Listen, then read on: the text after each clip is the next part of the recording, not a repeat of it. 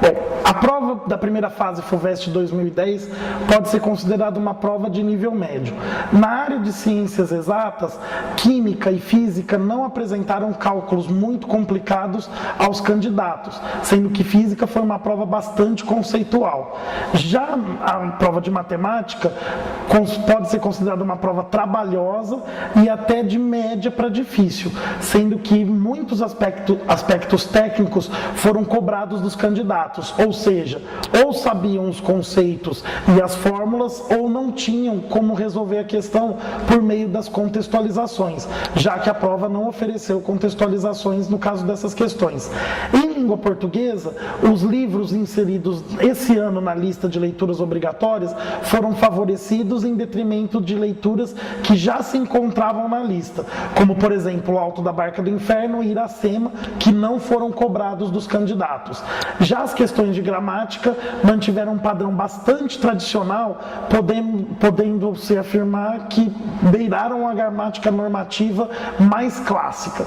História e Geografia foram provas bastante sossegadas para os alunos que têm um conhecimento de médio para básico do conteúdo do ensino médio, sendo que os enunciados não eram longos e, portanto, os alunos podiam resolver as questões com maior rapidez, apesar das questões também não oferecerem muitas dicas e contextualizações aos candidatos, exceto a questão relativa às reformas da administração da América Espanhola na segunda metade do século XVIII, quando é um período em que se tentava reforçar o pacto colonial, e daí o candidato poderia responder pelo contexto, sem precisar especificamente analisar ou ter conhecimento do que foram as tais reformas borbônicas do Carlos III.